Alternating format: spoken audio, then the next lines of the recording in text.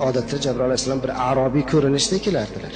Yoki hech kim ko'rmasdi-yu, Rasulullohni bir yuk bosar edi, shunda vahiy kelar edi, Allohning xabari kelardi. Bu safar Jabroil alayhissalom keldi, Rasulullohning yelkasiga boshini qo'yib yig'lab yubordi. Ya Jabroil, nimada tabki? Ey Jabroil, nima yig'layapsiz? Qad jaa xabarul qiyoma, qiyomatning xabari kelib qoldimi? La ya Rasululloh, yo'q, Rasululloh qiyomatning xabari kelgani yo'q. O'g'lim tuzalib qoldi deb xursand bo'lyapsiz. O'g'lingizni yaxshi ko'rasiz dedilar. Ya Jabroil, o'g'limni dunyoga ishonmayman. Haqiqatda yaxshi ko'raman. Juda ham o'g'limga muhabbatim baland dedilar. Jabroil yana yig'ladilar. Ya Rasululloh, men bilan birga kim kelganini bilasizmi? Kim keldi ya Jabroil? Azroil alayhisalom keldilar.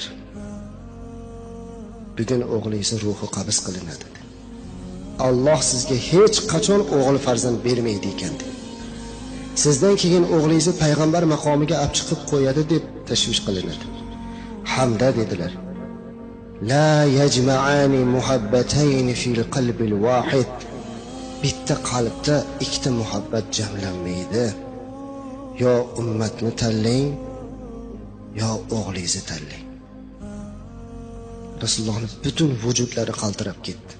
Dod devordilar, ya Rabbiy, qarigan chog'imda bu qandoq imtihon bo'ldi endi. Ey Jabroil birodar dedilar. Bu qandoq menga imtihon, qandoq bo'ldi endi. Shundoq o'tirib qoldilar, yig'lab ordilar. Jabroil alayhisalom yig'lab turib aytdilarki, ya Rasululloh, hamma farishtalarning duoga qo'lini ochib qo'ydi. Men o'zim ham duo qilaman. Sizning duoyingiz shubhasiz qabul. Keling Allohga duo qilaylik. Siz olamdan o'tguncha o'g'lingiz turib tursin dedi. Rasululloh aytdilarki, shundami ya Jabroil? Men o'g'limni umrini so'rashga kelgan payg'ambar emasman-da. Mayli, ya Jabroil. Men agar ixtiyor berilsa ummatni tanladim.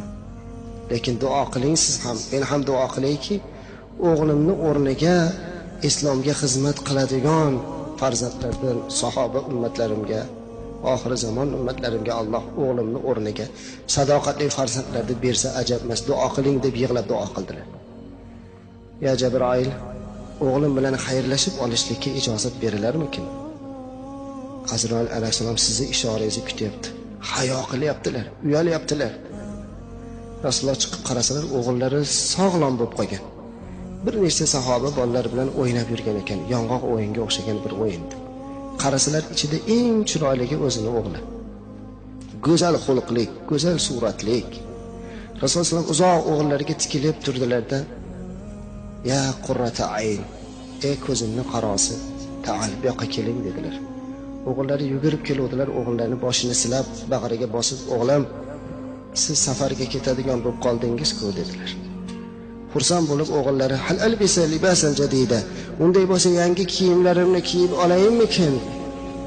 Rasululloh yig'lab yuborib, "Ey bolam, siz kiyim kerak bo'lmaydigan, dunyo kerak bo'lmaydigan joyga ketadigan bo'lib qoldingiz. Uyga kirib bir mehmonda ziyorat qilib chiqishingiz kerak" dedilar. Fahmi farosatda Rasulullohning qoni bo'lganligi uchun farzand darhol tushundilar. Unday bo'lsa mana bu yong'oqni omonat oluvdim berib qo'yay dedilar. Bu gapni eshitib Rasululloh dod devordilar. "Ya Rabbiy, shunday omonatchi, shunday bir farosatli o'g'lim bor edi" dedilar. O'g'illari borib haligi yong'oqni o'rtoqlariga berib, har biri bilan qo'l berib xayrlashdi. Xuddi kattalardek ularni ba'zi birlarning yuzini qo'yib mahkam bag'riga bosdi. Jabroil alayhisalom chidamayaptilar, yig'lab turibdilar. "Ya Rasululloh, duo ilalloh, Allohga duo qiling, Allohga duo qiling" deb turibdilar Jabroil alayhisalom. Rasululloh yig'lab o'g'lini tomosha qildilar. Hamma o'rtoqlari bilan quchoqlashib keldilar. Rasulullohga aytdilarki, "Ya abi, ya otajon, endi siz boshlang. Chunki siz otaning ehtiromi haqida ko'p hadis aytgansiz. Sizni oldingizda ketsam beodobchilik bo'lmasin, orqangizdan boraman." Bu gap yana Rasulullohga olov quydi. "Ya Rabbiy, farosatlik, aqllik, taqvodor o'g'lim bor edi." Orqalaridan ketdi. Yo'lda sahobalar bilan ham xayrlashdi. Abu Bakr Siddiqlarni quchoqladi bola. Ular nima bo'layotganini tushunmaydi. Nimaga Rasululloh sollallohu alayhi vasallam yig'layapti? Nimaga bu go'dagi hammasi bilan quchoqlashib xayrlashyapti? Hech kim tushunmaydi. Uyga kirishlari bilan burchakda o'tirgan Azroil alayhissalomga o'g'illari Ibrohimning ko'zi tushdi. Mehmon deganingiz shumi dedilar. Ha, shu o'g'lim. Otajon, bu mehmonga qarasam qaltirab ketyapman, qo'rqib ketyapman. Ey bolam, bu mehmon shunaqa odamlarni qo'rqitadigan, otadan bolani ajratadigan, qabristonni obod qilib, shahristonni barbod qiladigan mehmon dedi. Shu zahoti o'g'illarning boshiga og'riq kirdi. Mahkam boshini ushlab, "Yuallimuni ra'si", boshim qattiq og'rib ketyapti deb qoldilar. Rasululloh o'tirdilarda, "Keling o'g'lim, boshingizni qo'yib oling oyog'imga" dedilar. Shunday tizzalariga boshini mahkam qo'yib oldi. Rasululloh o'g'lini mahkam ushlab, "Ya Jibroil, qayerdasiz?" "Shu yerdaman ya Rasululloh." "Azroilga ayting, o'g'limni jonini sekin olsin" dedilar. "O'g'limni qiynamasin, Allohga berdim. Qiynamasdan jonini olsin" dedilar. Jabroil olsin yig'layaptilar. O'g'illari bir qaltiroq tutdi-da Rasulullohga bir qarab tabassum qilib bir kuldilarda jon taqsim qildi. Rasululloh o'zlari yuvdilar, o'zlari kafanladilar, o'zlari janoza o'qidilar, o'zlari borib qabrga qo'yib tuproq tortgandan keyin dod deb yig'lab yubordilar. Ashoblar aytdilarki, "Ya Rasululloh, o'zingiz qaytargan narsani o'zingiz qilasizmi? Axir yig'lamang deyardingiz-ku." Ey azizlarim, bo'lgan voqeadan sizlar bexabarsizlar. Bugungi mening boshimga tushgan imtihon insonning boshiga tushsa toqat qila olmas edi dedi. Bugun Alloh uchun ummatimni ixtiyor qilib o'g'limni topshirdim dedi. Agar o'g'lim sizlarning o'g'lingiz bo'lganda o'ynab yurgan bo'lardi. Hamma sahobalar yig'ladilar. "Yo vaylato" dedilar. Rasululloh sollallohu alayhi vasallamga "Yo musibato, bunday musibatga Alloh sizga sabr bersin" dedilar.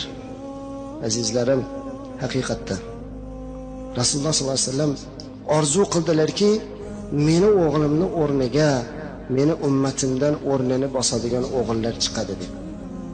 Endi bir fikr qilaylikchi. Biz shunaqa farzand bo'lib boryapmizmikin? Ya Rasululloh sollallohu alayhi vasallam, o'g'lingizni bizni o'rnimizga fido qilgan ekansiz, biz shunga loyiq farzand bo'ldik deyapmizmi? Yoki bizga bergan farzandlarni shunga munosib tarbiya qilyapmizmi?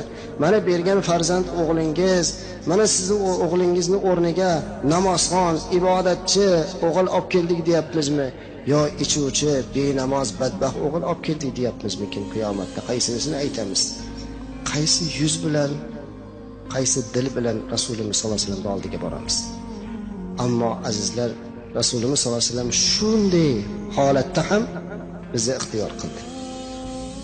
Bizni ixtiyor qilib bu imtihondan o'tib ketdilar. Oradan 1 yil o'tmasdan o'zlari ham bu dunyodan rihlat qildilar. Endi shunday holatda ham ummatim degan zotni ismini eshitganda alayhissalom deb qo'ymagan inson, ummat haqiqatda Jabroil alayhissalomning duosiga loyiq bo'ladi, birodarlar. Bu zotga bir karra bir ehtirom qilmagan odam haqiqatda xor bo'lishga loyiq bo'ladi. Shuning uchun ham azizlar, payg'ambarimiz alayhisolatu vasallamning nomini eshitsak, darhol salovat aytaylik.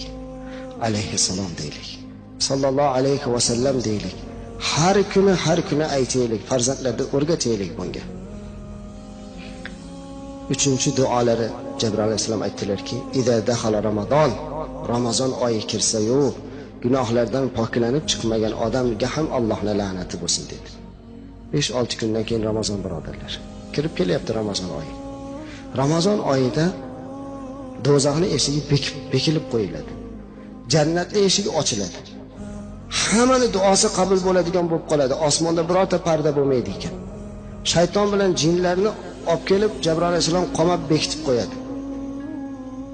Hamma narsani olib qo'yadi. Birorta bizga qarshilik qiladigan dushman bo'lmaydi. Endi shunday Alloh taolo har kuni 3 marotaba Ramazonda nido qilar ekan. Kim menga tavba qilsa tavbasini qabul qilaman, kim istig'for aytsa istig'forini qabul qilaman, kim nimani so'rasa beraman deydigan bir oyda roza tutmasdan, tavba qilmasdan, ibodat qilmasdan o'tib ketib qolsa, haqiqatda ham bularning duosiga loyiq bo'ladi azizlar. Ramazon oyida yildan yilga rozador ko'payishdi, o'rniga kamayib boryapti. Buni yashiradigan joyimiz yo'q. Kamayyapti azizlar. Avvalgi hurriyat boshlangandagiga nisbatan hozir kamayib ketdi. Shaharda, ko'chalarda yurganimizda bemalol ko'chalarda ovqatlanayotgan birodarlarimizni, aka-ukalarimizni ko'ryapmiz. Hatto birlarini ko'rib biz o'tgangi ro'zada chaqirib, "Ey birodar, siz yaxshi odamning farzandi edingiz. Ko'chada bemalol shashlik somsa yeb o'tiribsiz-a? Axir Ramazon oyi bo'lsa" desak, "Ey domla, doktor tutmang dedi, oshqozonim kasal edi." Barakalloh. Shariat shunday birodarlar. Shariatda chiroyli narsa yo'q. Kasal bo'lsa tutmasin, tabib aytgan bo'lsa qilmasin, ammo ko'chada maishat qiling degan emasda bu. Roza tutmang dedimi doktor?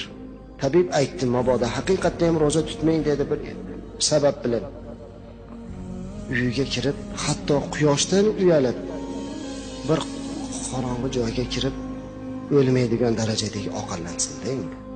Ovqat yetib ham, "Ey Parvardigor, bu ro'zador degan zotga sen jannatda bitta maxsus darvoza quribsan. Uning Rayyon deb ism qo'yibsan. Qiyomat qoyim bo'lganda kim ro'za tutgan bo'lsa shundan kirsin debsan. Menga nima yomonlikki, meni sog'ligim ro'zani ko'tarmaydi" deb yig'lasin. "Ey Parvardigor, salomatligimni bergin.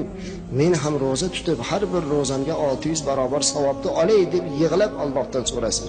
Maishat qilishlik kerak emas, birodarlar. So'rash kerak Xudodan. Yig'lab. Avliyolardan birlari tush ko'ribdi. Tushlarida bir yahudi jannatda yurgan ekan. Yahudiydan so'rabdiki, "Sen yahudi jannatda nima qilyapsan?" "Ey avliyo Alloh, Ramazon oyi edi. Ko'chada Ramazon oyida o'g'lim non yeb yurganini ko'rib, o'g'limni bir shapaloq urib, qo'lidan nonini olib, shunday Ramazon oyi bo'lsa, butun musulmonlar roza bo'lsa hurmat qilmaysanmi degan edim.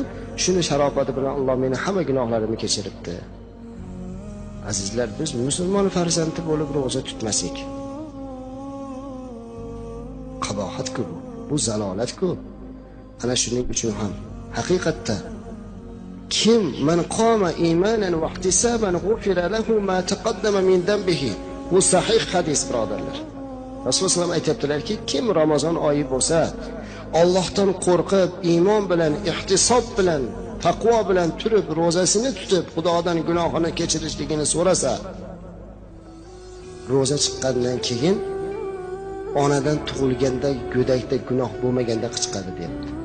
Agarchindaki gunohlarimiz butun dunyoda qumini zarrasicha bo'lsa ham, birodarlar, bunaqa imkoniyat qayerdan topamiz? Bu tavba, bunday tavba qilishlik bizning islomda bor xolos. Shuning uchun ham azizlar, Ramazon oyida da'vat qilaylik. Ro'zadorimizni ko'paytiraylik, ibodatchilarimizni ko'paytiraylik. Shoyatki mana shu ro'zadan chiqqandan keyin yana ibodatchi safchilarimiz ko'payib ketsin. Duo qilaylik. Subhana robbika robbil izzati amma yasifun va salamun alal mursalin. Alhamdulillahi robbil alamin. Ey Parvardigor olam, biz hammalarimiz bir gunohkor, bir bandalaring. Qo'limizni ochib sendan duo qilib, umid qilib turibmiz. Avvalo payg'ambarimiz sollallohu alayhi va sallamga bizlarda salovatimiz bo'lsin. Bu zotga duolarimiz bo'lsin. O'zingga hamd va sanoyimiz bo'lsin. Duosi qabul bo'lmaydiganlar qatorida ota-onaga duo qilmaydiganlar bor ekan. Duoga qo'l ochib turgan hammamizni vujudimizga sababchi bo'lgan ota-onamizni rahmatingga olgin. Qiyomat qoyim bo'lganda ota-onasini rozi qilganlar safida turishlikda shu yerda turgan hamma jamoatga nasib aylagin ya Rabbi. Allohim, kelayotgan Ramazon ro'zasini bizlarga muboraklik qilib, salomatlik bilan, tinchlik bilan ro'zalarni tutib, o'zingning yo'lingda yuradigan bandalardan bo'lib chiqaylik. Mana shu yerda o'tirgan jamoatimiz agar ozgina dunyo tashvishi bilan ota-onamizga bee'tibor bo'lib qolgan bo'lsak, shu marosimdan chiqib ota-onasini oldiga borib duo qiling deyishlikka himmat, taqvo bergin ya Rabbi. Sizlar duosini oladigan ota-onalari o'tib ketib qolgan bo'lsa, hech bo'lmasa bitta oyat hadoya qilishlikka ilm, taqvo, ilm bergin ya Rabbi. Va sallallohu ala sayyidina Muhammad va ala ahli Muhammad va barik va sallam. Allohu akbar. Barakalloh.